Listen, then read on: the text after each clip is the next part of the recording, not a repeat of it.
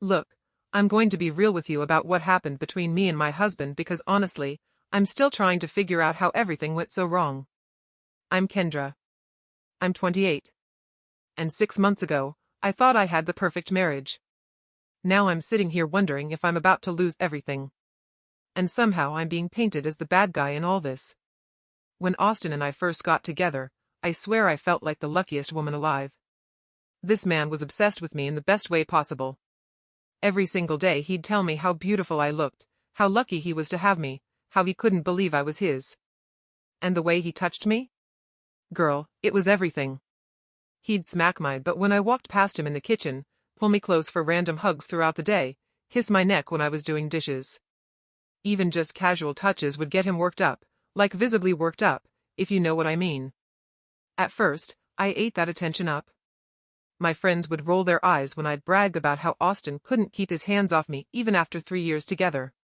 Sarah would be like, "Must be nice to have a man who still acts like he's dating you." And honestly, I felt pretty smug about it. Here I was with this amazing guy who was still head over heels for me, while her husband barely looked up from his phone when she walked in the room. But then life started getting crazy stressful. Work was a nightmare with all these new demands and deadlines. My mom was going through health issues. I was just exhausted all the time. That's when Austin's constant physical attention started feeling less like love and more like pressure. Every hug turning into him getting excited. Every kiss leading to him getting aroused. It was like he couldn't just touch me normally without it becoming this whole sexual thing.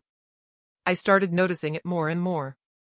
We'd be watching TV and he'd pull me close, and within minutes I could feel him getting turned on just from having me against him. Or I'd give him a quick peck goodbye in the morning and he'd try to deepen it, getting all worked up before I had to leave for work. It was like my body was some kind of trigger for him. And honestly, it started making me feel weird about it. The thing is, Austin never pushed me for anything. He'd get excited, but he never made it my problem to deal with. He'd just kind of adjust himself and move on. But I started feeling like I couldn't just be affectionate without it turning into this sexual thing for him. Like, could he not just hug his wife without his body reacting like that? Looking back now, I can see I was building up resentment about something that should have made me feel loved. But at the time, especially when I was already stressed about everything else, it felt overwhelming. I started pulling back a little, not reciprocating the touches as much, trying to create some space. But Austin didn't seem to notice my signals. He kept being the same affectionate, physically responsive husband he'd always been. I convinced myself that he should be able to read my mood better, should know when I needed just comfort and not sexual energy. But I never actually told him that. I just expected him to figure it out somehow. And when he didn't, I got more and more frustrated. The stage was set for everything to blow up. And I had no idea how bad it was about to get. It was a Tuesday night, and I'd had the worst day at work. Everything that could go wrong did, and I came home just wanting to decompress. Austin could tell I was stressed the second I walked in. He made me dinner, didn't ask too many questions, just let me vent a little while we ate. After dinner, I was sitting on the couch, still feeling tense, and he came over and started gently massaging my shoulders. It felt good at first. His hands working out the knots in my neck, and I was finally starting to relax. But then he leaned down and started kissing my neck softly, his hands moving to caress my arms. Within maybe 2 minutes, I could feel him pressed against the back of the couch. And yeah, he was getting aroused again. Something inside me just snapped. All that built-up frustration and irritation came pouring out, and I whipped around and said, "You always sexualize me and it's disgusting." The words came out harsher than I even meant them to, but I was so fed up with feeling like I couldn't get comfort from my own husband without it turning sexual. Austin stepped back like I'd slapped him. His face went completely blank, and for a second, neither of us said anything. Then he quietly said, "I can't help that I'm attracted to my wife. I'm a young, healthy man, Kendra. This is normal." But I was already too worked up to listen to reason. "Just stop," I told him. "It's irritating. I can't even get a normal hug from you without you getting all worked up. It's like you can't touch me without making it about sex." Austin looked hurt in a way I'd never seen before. "I don't make it about sex," he said quietly. "I just can't control how my body reacts to being close to you. I've never pressured you or made it your problem to deal with." And he was right. He never had. But I was too defensive and too frustrated to admit that. Instead, I doubled down. Well, figure it out, I said. It's gross, and I'm tired of it. Austin just stared at me for a long moment, and I could see something changing in his expression. Not anger exactly, but like he was processing something painful. Okay, he said finally. I understand. Then he went to bed without another word. I sat on that couch feeling justified, but also kind of sick to my stomach. Deep down, I knew I'd been cruel. Austin had been showing me love and desire in the only way he knew how, and I'd called it disgusting. But I was too proud to go apologize. And honestly, part of me felt relieved that maybe now he'd back off a little. I had no idea I'd just set off a chain reaction that would destroy everything good in our marriage. The change was immediate and absolute. Austin went from being the most physically affectionate husband I knew to barely touching me at all. No more random hugs throughout the day. No more playful butt slaps in the kitchen. No more pulling me close on the couch while we watched TV. He'd give me a quick peck goodbye in the morning if I initiated it, but there was no lingering, no deepening of the kiss, nothing that might lead to him getting aroused. At first, I felt relieved. Finally, I could just exist in my own house without feeling like every interaction was charged with sexual tension. But by the end of the first week, something felt off. I was doing dishes one evening and Austin walked past me to get something from the fridge. Normally, he would have squeezed my waist or smacked my butt or at least said something flirty. Instead, he just said, "Excuse me," and went about his business. It felt so formal, like we were roommates instead of married. When I tried to bring it up, asking why he'd stopped being affectionate, Austin's explanation was so logical it made me want to scream. "You said my physical responses were disgusting," he said calmly. "I don't want to risk getting aroused and making you uncomfortable again." I argued back that it was impossible for him to show me affection without getting excited. But Austin just shrugged and said, "It happens naturally when I'm close to you. Since I can't control it, the only solution is to avoid situations where it might happen." The worst part was how reasonable he sounded. Like he'd thought this through and decided this was the most logical way to handle my complaint. But it wasn't what I wanted at all. I wanted him to find a way to be affectionate without the sexual response, not to just stop being affectionate altogether. "So you're just going to punish me forever because I asked you to tone it down?" I asked him one night after he politely declined to cuddle while we watched a movie. "I'm not punishing you," he said, not even looking at me. "I'm respecting your boundaries. You made it clear that my physical responses make you uncomfortable, so I'm making sure that doesn't happen anymore." I could hear the hurt in his voice, even though he was trying to sound neutral. And that's when it hit me that maybe I'd gone too far. But instead of apologizing, I got defensive. Why should I have to apologize for asking my husband to control himself? But the thing is, I was starting to miss feeling desired. I missed the way Austin used to look at me like I was the most beautiful woman in the world. I missed feeling wanted and attractive and irresistible to my own husband. Now he looked at me the same way he looked at anyone else, polite, respectful, but without that special spark. I started trying to initiate more, hoping to spark some of that old passion. But Austin would respond just enough to not reject me completely, then pull back before things could get too heated. It was like he was keeping himself on a tight leash, and I hated it. 3 months in, I was feeling more unwanted than ever before in our marriage. I'd get dressed up hoping Austin would compliment me, but he'd just say I looked nice in the same tone he'd used to comment on the weather. The irony wasn't lost on me. I'd complained about feeling sexualized, and now I felt completely desexualized. Austin was treating me exactly like I'd asked him to, like someone he could touch without any sexual response, and it was making me miserable. By month 4, I was going crazy. Austin had turned into this polite, distant version of himself, and I was starting to panic that I'd permanently broken something between us. I tried everything to get a reaction out of him. I'd wear his favorite outfits, cook his favorite meals, suggest watching movies I knew he liked. But Austin had apparently mastered the art of appreciating me without getting aroused by me. And it was driving me insane. How was this the same man who used to get turned on just from seeing me in his t-shirt? But I didn't mean you should just shut down completely. I finally exploded one night after he'd politely declined to take a shower with me, something that used to be a regular fun thing for us. Austin looked at me with these tired eyes and said, I don't know how to want you the way I used to without my body responding the way it always has. You can't ask me to desire you but not show that desire. So I chose not to put either of us in that position. I wanted to shake him. This wasn't what I'd asked for. I'd wanted him to control his physical responses, not eliminate them entirely by shutting down his desire for me. Around month 5, Austin had to go on a work trip for 6 days. Normally, I would have missed him like crazy. This time, our conversations were brief and polite. He'd ask about my day, tell me a little about his meetings, and then we'd say goodnight. No flirting.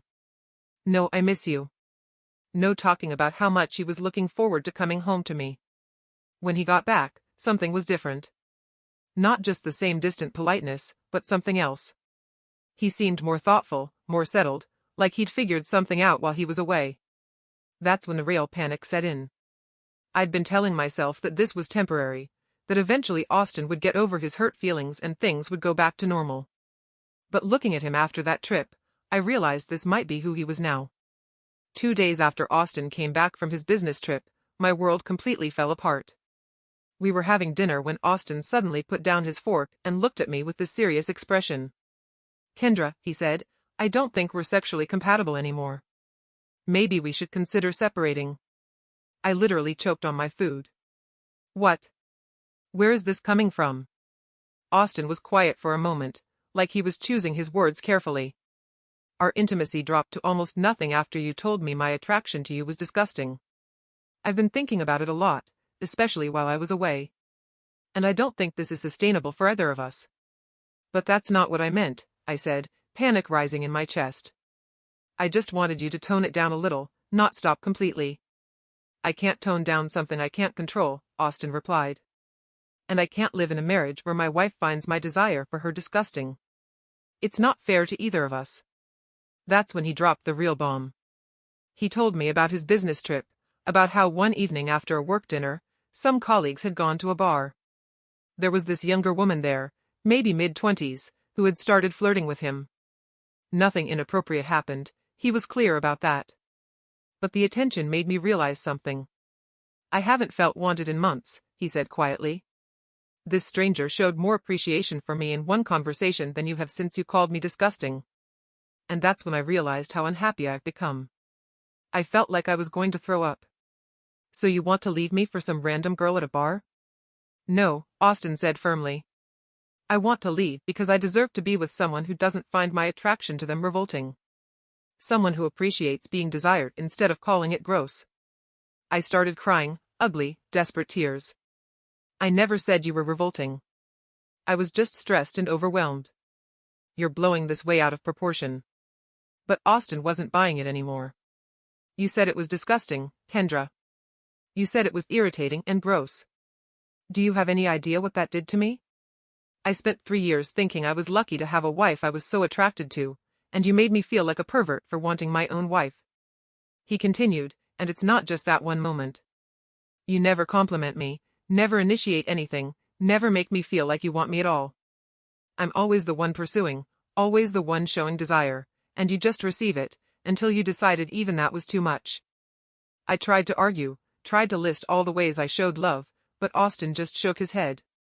"When's the last time you told me I was attractive? When's the last time you initiated intimacy? When's the last time you made me feel like you actually wanted me and weren't just tolerating my attention?" I couldn't answer because he was right. I'd gotten so comfortable being the one who was pursued and desired that I'd never bothered to reciprocate. "So what? You're just giving up?" I asked, desperation making my voice shrill. "You're going to throw away 3 years of marriage because of one fight?" "This isn't about one fight," Austin said sadly. "This is about the fact that you don't want me the way I want you, and you resent me for wanting you at all. That's not a marriage, Kendra. That's me being grateful for scraps of affection from someone who finds my love disgusting."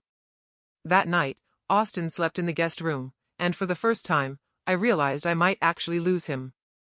The next few weeks were a nightmare that kept getting worse. Austin wasn't just threatening to leave, he was actually doing it.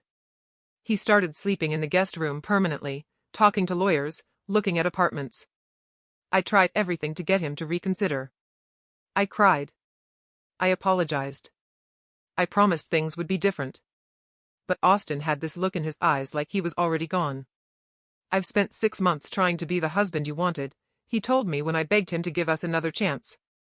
Someone who could show you affection without desire, who could love you without wanting you. And you know what I learned? That's not love. That's just going through the motions. I started stalking his social media like a crazy person, looking for signs of the woman from the bar. What I found was worse than infidelity. Austin had been reconnecting with old friends, taking up hobbies I'd gradually discouraged him from, going to therapy. He was becoming this confident, happy version of himself that I barely recognized. But the real punch to the gut came when I found out through mutual friends that Austin was dating someone. Not the woman from the bar, someone he'd met through his therapy group. A 26-year-old teacher who apparently thought Austin was amazing and wasn't shy about showing it. I drove past the coffee shop where I heard they liked to meet, and I saw them together. Austin looked happy, really, genuinely happy in a way I hadn't seen in months. He was smiling and laughing, and when she touched his arm while talking, he didn't pull away or seem uncomfortable. He leaned into it like he was starving for that kind of affection. That's when it hit me what I'd really lost. Not just a husband, but a man who had loved me completely and openly, who had made me feel like the most desirable woman in the world. I'd had someone who couldn't keep his hands off me after 3 years of marriage, and I'd thrown it away because it was occasionally inconvenient. I tried to reach out to Austin one last time, showing up at his new apartment with a long letter about how sorry I was and how much I'd learned. But Austin just looked tired when he saw me. "Kendra," he said gently, "I'm with someone now who makes me feel good about wanting her. Someone who tells me I'm attractive and initiates intimacy and doesn't make me feel like a creep for being turned on by my own girlfriend. I can't go back to feeling ashamed for desiring the person I'm with. But I can change," I insisted. "I know I messed up. I can be better." Austin shook his head. "You had 6 months to change while I was begging you to work on us through my actions. Instead, you just got angry that I wasn't pursuing you anymore. Even now, you're not really sorry about what you said. You're just sorry about the consequences." And he was right. Even as I stood there crying and apologizing, part of me still thought he should have handled my criticism better. Should have found a way to make me happy instead of shutting down completely. I still didn't fully understand that calling someone's love disgusting isn't something you just bounce back from.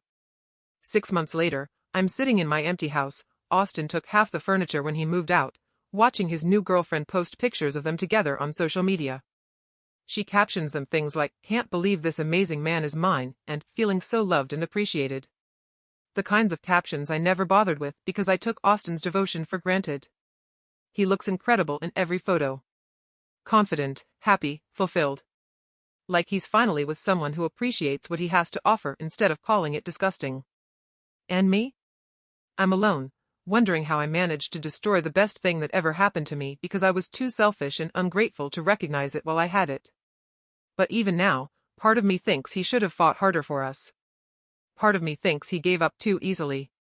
And that's probably why I'm sitting here alone. Because I still don't really get it. I still don't understand that love isn't something you can criticize and control and expect to keep receiving. Some lessons apparently you only learn after it's too late to matter.